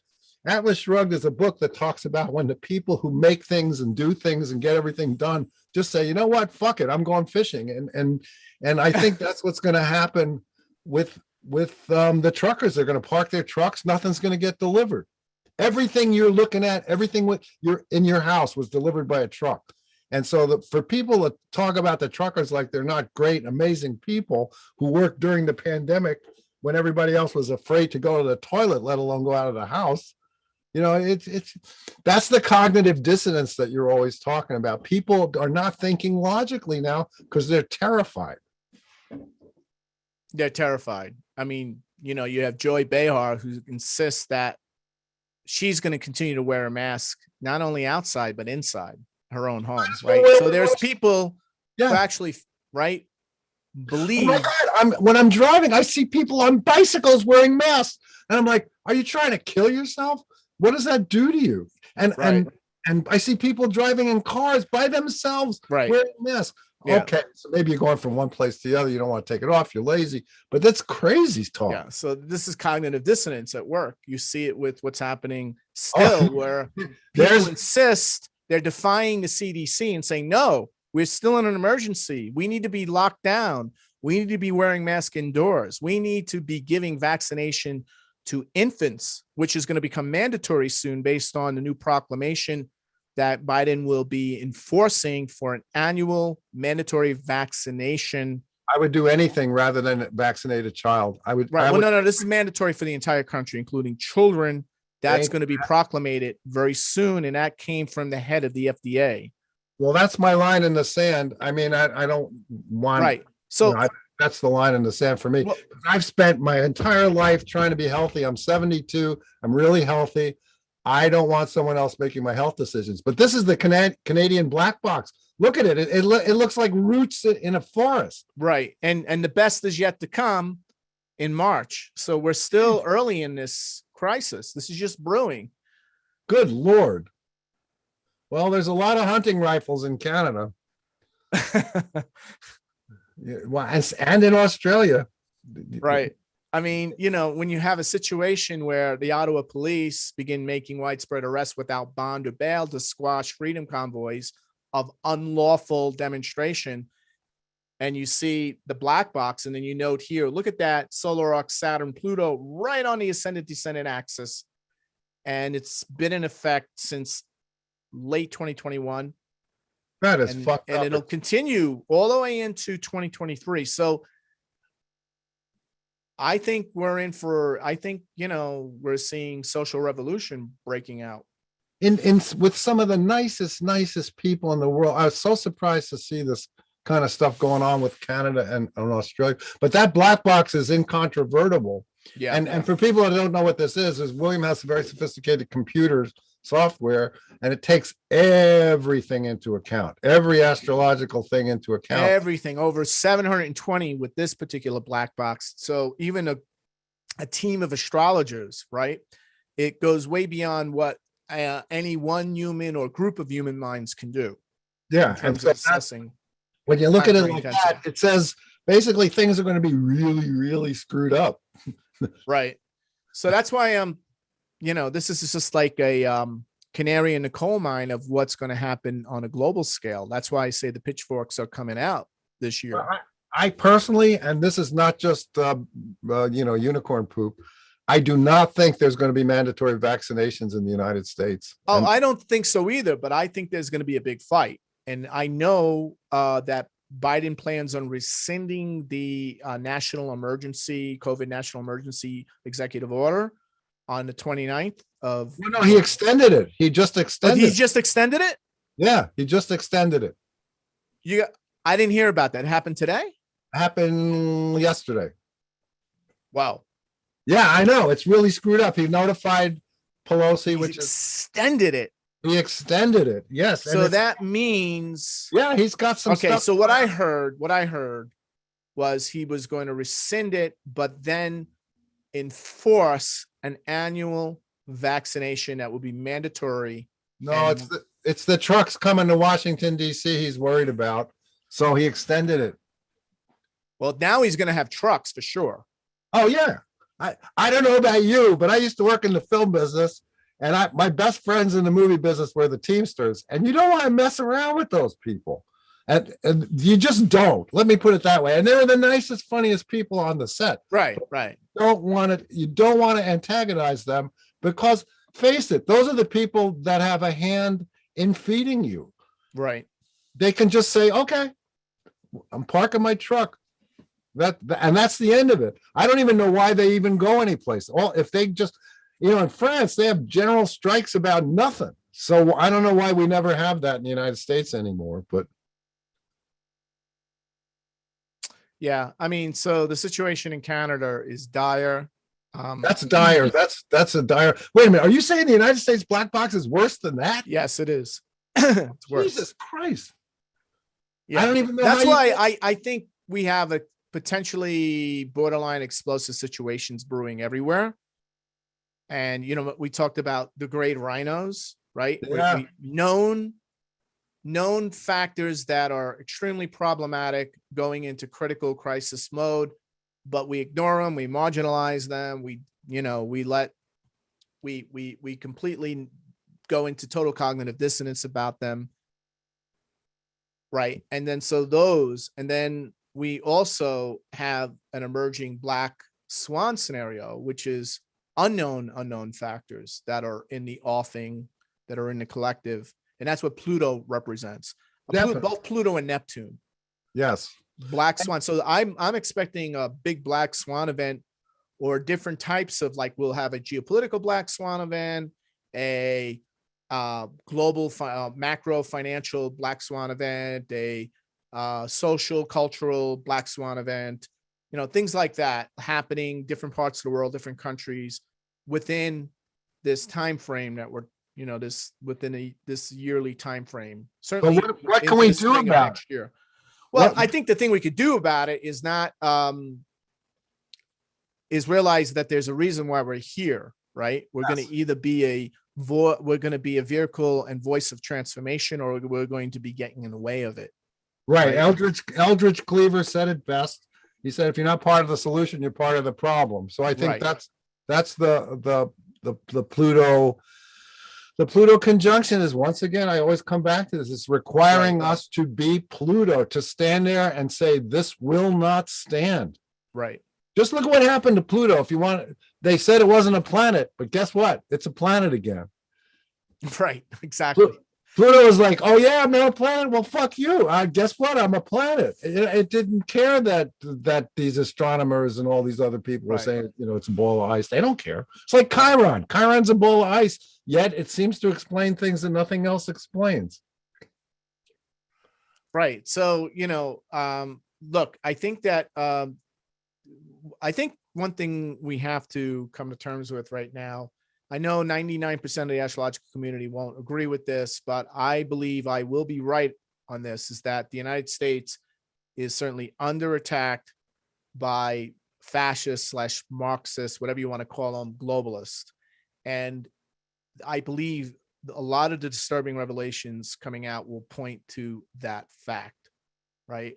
And Biden is the perfect president, for playing that role, right? And it has nothing to do with what Armstrong's saying here. It's nothing to do with Trump versus Biden. Basically what he's saying is they got somebody in there that really would not be able to figure out left from right. This isn't even Biden's agenda in terms of what's happening economically, financially, politically, foreign policy wise, right? And he's saying, if you are lucky, if he even understands what's going on, right? It's the people behind him. And I believe that is the real core of the crisis. That's what the American people need to come to terms with. Yes. And when he says being orchestrated from Geneva, he's talking about the World Economic Forum with Correct. Klaus Schwab, and they are having their meeting, right? That's right. So this is why, like when I'm looking at eclipses and stuff like that, it's like, it's certainly auguring, revolution, right? Equality is, we're looking at this revolutionary period, because the portents indicate a cycle of endings rather than a continuation of more of the same. So Pluto is about the endings. So talk about the death card, Yeah. because that really applies here. Well, the death card in the tarot, when you get it, and I always tell people I've gotten it 100 times, I'm still alive. I will die one day, but it represents the endings. If you get the death card, when you're saying, is he coming back or is she coming back? The answer is no. You got to clear things away. It's clearing away last year's growth in your garden to allow the new growth to come in. So that's the death card. It's like Pluto. It is very similar. Very similar, right? So I think that we need to realize we're going through this collective death, this dark night of the soul, this psycho-spiritual death, rebirth. There is going to be a rebirth. There will be a renaissance to follow, but we need to do the hard work, and we need to take a stand, and we need to, I just think the days of butterfly, unicorns, and rainbows in the that's dominated the metaphysical milieu and culture is going to go through its own death rebirth process. I believe, I believe that's part of what's happening here. And so the other thing too is we have to just come to terms with that. All of these different culture wars, class wars, currency wars, technology wars raging across the world are all things that are symptomatic of a world, an old world order that's dying. Yeah. And that's another thing. So I think it's a time of taking action too. Like if the world order is dying and something new is emerging at the same time, then what can we do about that? How can we be proactive? Though, when you're in a crisis, especially if it's a spiritual crisis, the best thing you can do, the most spiritual thing you can do, is to be proactive. Yeah, I agree. And Churchill said it, if you're going through hell, keep going. And I think people can't say, I'm not going to vote because, Trump says the election was stolen, and maybe it was stolen, but that doesn't mean you got to stop. It means you got to work as hard as you can to make sure things get better. It always comes back to, we are all being required to be Plutonic changers, agents of change. We're all, because Pluto also rules secret agents. So Right. we're all So- secret agents of change. Right. So, yeah. So we all have to be agents of transformation. Right. So Yeah. in the sense of, right. And so look, that's why I was saying, what is revolution, right? What is really revolution? That's one of the things. And we are in a revolution, a social revolution, where the popular uprising that transforms an existing socioeconomic and political order. So that is similar to what we saw in a 60s counterculture revolution. Yeah. So it's going to I be lived very through it. different, but similar. I lived through it, and it's not the kind of thing where you know exactly what's going on, but then again, what is? But look at that Pluto-Uranus conjunction. Exact, right? In opposition to Saturn, right? Yeah. So, all right, stick it to the man. Remember that? Don't trust anyone over 30. I would never trust anyone over 30. All those sayings, right? You could see that youth defiance, right? Going on here with intensity. And so we're going to see it. It's going to be different. but it's going to be a dramatic shift. And I think, when people, what can you do about it? People just need to come to terms with that.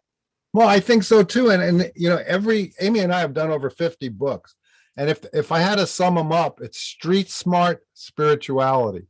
And I think that's what Pluto wants, is street smart spirituality. Yes, keep your head, aim high, but don't keep your head so high you don't see the shit in front of you that you're going to walk in if you're not careful. You can't trust. You have to verify stuff. I just think we all are required to be heroes now. Right. I'm gonna just finish up here with let's just do some Q&A. There's people with a few good questions here, and it has very much to do with what can you do. Shoot. Right. So Heather's asking, are there any banks or credit unions that are safe to keep your money in? Well, I would certainly veer towards credit unions, but do a lot of research on them because, right? Yeah, a lot of them are exposed to derivatives, and it used to be different. But I myself have been looking for this. It's very hard. I haven't found the right one yet. So again, this is not pure financial advice. Only a certified Wall Street financial advisor can only advise you on what's best. But in terms of our opinions, right, we would say entertainment purposes only. Entertainment purposes only. Credit unions are probably safer, relatively speaking, because they're not doing risky trading. They're not taking your money and trading it in the derivatives market. However, I think the issue is not so much to do with where your money is. Is the money itself safe? And the US dollar is no longer safe. So you're losing what? I would say you're probably losing about 20% a month in purchasing power. A lot of people don't understand inflation. That's a big frustrating thing. People say, well, yeah, I understand inflation. So why do you have your money in cash? Because, right, you lost 20% this month, right? When you look at the real true CPI rate, the way it was calculated. So it's not just, is it a credit union? It's the money itself. It's the dollar. The thing you could count on from 1945 to 2020 is no longer safe. And that's part of the Pluto death, the death of money as we know it, the fiat currency. Next question. William and Monty, you are outstanding for giving us a forecast. You're very welcome. William and Monty, has the worldwide reset stalled, or is it still happening? Or is it going to happen? Oh, you can't stop him. That's the other thing about Pluto. You can't stop it. You just have to deal with it. Can't stop it. No, Tony, we're in the second phase. We're moving into the second phase of the global financial. It's not just a financial, it's a geopolitical, financial, cultural, and social global reset. Right. And people got to remember that, you can't expect a Black Panther in the jungle to not try and kill you. The people that want to do the reset, they want to do it. And they're trying to be heroes too. They're not going to give up. They're not going to give up. The ones that think of us as useless eaters, they're not going to give up. Right. And the other thing too, Renee's bringing up about the old world order, particularly in Britain with the royal family. And you could see Pluto in the very late degrees of Capricorn would indicate an end to a dynasty. Yeah. Right.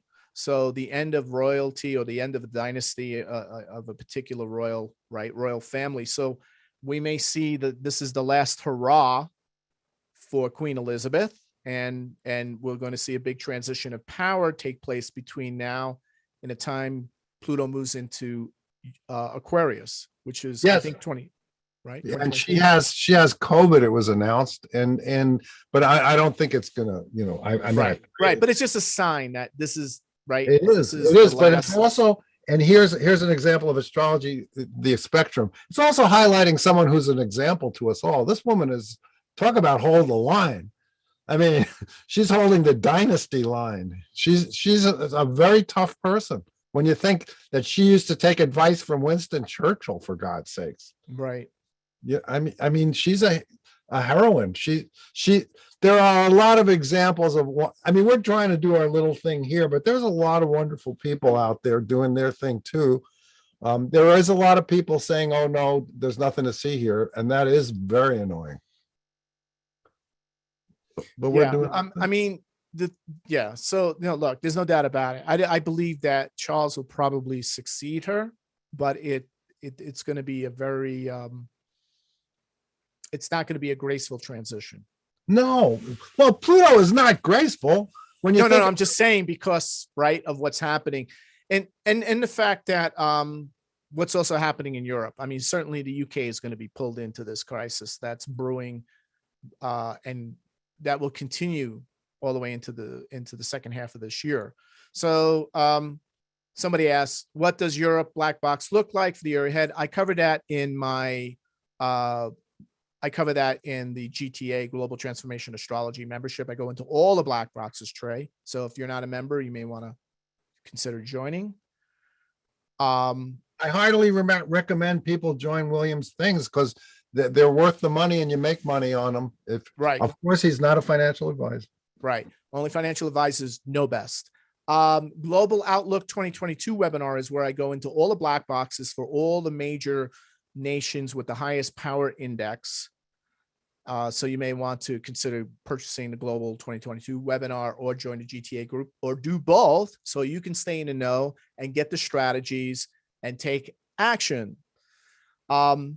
Let's see, maybe a couple more and we'll finish up here. Do you believe the social credit system is inevitable along with the new financial order? Absolutely. They're going to try. Let's put it that way. I'm not sure it's inevitable. But it's Phoebe. I'm sorry, it's Phoebe. So Phoebe, I think absolutely the CBDCs, when they deployed like FedCoin, they will be totally programmable and they will be tied into an algorithm, a social credit system, and your financial credit system, and a behavior credit system based on your activity on the internet. Everything that you do on your phone, everything, all your emails is all being monitored, put into a prism. It's called a PRISM, PRISM profile. And the algorithm based on all of that will determine how much you get, what your credit rating will be, and what your interest rate will be, right? And what you can spend it on and where you can spend it. So that's all coming to data near you by the Federal Reserve. I hope that doesn't happen because if it does, it'll, I'm, like I said, I'm 72. It'll make dying a lot easier because I won't want. I don't want to live in a world that does. Well, there's only one defense. There's only one defense to all of this, and it's Bitcoin. They are more scared than Bitcoin. The United States government's more scared of Bitcoin than Russia or in China combined because it can disrupt the entire political and economic and financial world order. Bitcoin is equivalent to LSD in terms of the role LSD played in a 60s counterculture revolution. Well, I never took it. But I'm sure it did play a role because a lot of people. It took a big, massive role, right? I mean, right. Even NASA scientists were taking it. Everybody was taking it. So it galvanized and fueled that counterculture revolution. And Bitcoin is the equivalent to the global revolution. And that is the only defense. That is the only defense. And what they need to do, folks, is they got to make sure that Bitcoin doesn't reach critical mass where it has 1 billion wallets. In other words, 1 billion people have a Bitcoin wallet with a certain, with Bitcoin in it, any amount of Bitcoin, not right. So once it hits that 1 billion, then it's game over for the CBDCs and all this type of global control they want to impose financially onto all of us. And the projections right now is we're going to hit 1 billion Bitcoin users worldwide by December of 2022. Wow. All right. Wow. So they must be scrambling. They are scrambling. Ukraine is maybe like third on their list. Yeah. Okay. Another question. What other things will be safe to invest other than Bitcoin? My partner's only wanted to put a small amount of Bitcoin. Your partner really needs to learn about Bitcoin, cryptocurrencies, right? Your partner does not know, right, what we know. And look, Jennifer, I got into Bitcoin because of astrology. I looked at the chart of Bitcoin back in 2010 when I got into it, and it said I'm going to start substantially increasing my putting money into it, investing into it, learning about it, and Bitcoin has outperformed every hedge fund, every stock, every bond, every sovereign wealth instrument, everything continuously, unfailingly for 12 years. So what does your partner know that nobody else on the planet knows in terms of what can outperform Bitcoin consistently? And the qualities of Bitcoin, it puts it into a certain level of, it's unconfiscatable. It's unmanipulable, right? There's so many other, it's digital gold, it's digital property, it's digital energy. Nothing comes close to it. So your partner really needs to get committed to learning about it before making that decision. I think the best Go ahead. one is to join William's group. It's you learn a lot, and plus he has the archives of all the, he's been doing this a while. So Right. someone says, where should we start? I think that's the place to start, is to join his group. Yeah, I mean, just joining my crypto astrology group, right, Jennifer? You and your partner can watch the videos, keep up to date, get the cutting edge information, and you'll learn a lot. So, so Jennifer's a GTA member. So just join the crypto astrology group. Yeah. If you're going to put thousands upon thousands of dollars at risk, joining the crypto astrology group in terms of crypto is going to be the best investment. And also, I teach a lot of stuff outside of crypto that has to do with investing and the performance of other instruments inside of the crypto group, because everyone keeps saying to me, well, I want to put more money in stocks and a little in this and that. And I go, why would you put more money in stocks when crypto continues to outperform the stock market? Massively outperform it, continuously outperform it. And people really do need to learn from William, because if you were to join through one of the exchanges, you're vulnerable to things like what's going on in Canada. But if you learn how to do it peer to peer, you're not vulnerable. Right. So look, the bottom line is, you want a solution, join the crypto astrology group, go through the archives, go through the resources, watch the videos, get caught up on it. You've got about a year's worth of material to get caught up on, but you can get caught up on it and then make that financial decision and pull that trigger in an informed way. So what people can do with Pluto going on, get informed, then take action. Don't extend and pretend anymore. That's good advice. Should we close on that? Yeah, I think we're going to close on that. Okay. Don't Oh, wait, extend. no, one more thing. Heather's saying, but they can't, the government banned Bitcoin. Okay, let's just address this banning Bitcoin, because everyone's saying, no, Bitcoin's over, William. They're banning Bitcoin. All the Bitcoin was confiscated. None of that was true. None of that was true in Canada. None of the Bitcoin was confiscated. They just shut down the sites where those Bitcoin addresses, where people were sending the Bitcoin to, right? They did not confiscate Bitcoin. They cannot shut down Bitcoin. They cannot regulate the Bitcoin. The governments don't have the means, the capability, the technology is right. The way Bitcoin is designed, this is the big issue, right? People think that, okay, I'm not so into Bitcoin now. Look what Canada did, right? None of that's true. That's all propaganda. And people who, so that's one of the things, that we're going to have to address more, because there's a lot of confusion on that subject. And by the way, the crypto astrology group, right? You don't have to understand astrology. I do all the heavy lifting for you. And that's why I do these black boxes and I show, right? So, Monty, you have anything to say about the Bitcoin thing in terms of what's happening? I defer to you. You know more about it than I'll ever know about it. Yeah, I'm just saying that there's all these astrologers, these uninformed, right, astrologers saying, see, William, right, they sent Bitcoin and Trudeau shut it down in minutes. No, he did. They know nothing about Bitcoin. These people who make these statements, and they're disinforming everyone else. I know, right? it's true. And the only thing that could shut Bitcoin down is EMP, an electromagnetic pulse. But at that point, we'd all be in the Stone Age. Yeah, but here's the thing. The electromagnetic pulse would not shut down the global internet, right? And the right? So the whole internet would not go down. No, just a piece of it. Pieces of it, right? The dark net, right, would still be up. Yeah. So, right. So you can go on the dark web, you can download a browser. The dark net is totally Pluto. Right. That's totally Pluto. So 80%, no, it's actually 90% of the internet is the dark web. And you can download a browser where you can go on it. You can trade Bitcoin. You can do anything you want. You can go shopping for anything you want, legal and illegal on dark web.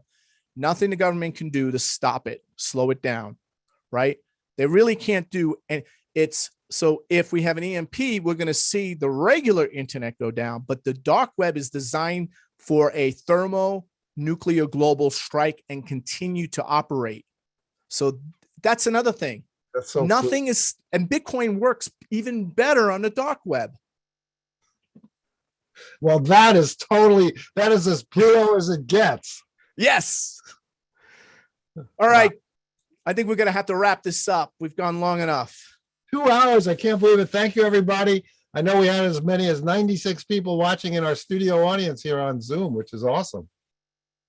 Yeah, I think we had a really good discussion. We had really good questions. I know a lot of people are giving us good feedback, thanking us, saying it was amazing, very insightful, very scary and insightful and motivating Just at like the same time. that's life. I mean, really, I mean, I wish I could say everything's going to be great and we can all just sit back and, but it, no, this is not the time to sit back. Pluto says, don't sit back. Don't sit back, right? So we all look forward to seeing you again. I'm sure Monty and I will be back again, probably much sooner than we expected with the upcoming Jupiter-Neptune conjunction. We can certainly meet in April, talk about that and what has transpired since our Pluto talk. Because folks, this Pluto is not one and done. We are now in it. It's going parabolic. So get ready to rumble. Yeah, really. Love it. Thank you. Thank you. Much Take love care. to everybody. Love you. Goodbye, everyone. Thank you. Bye-bye.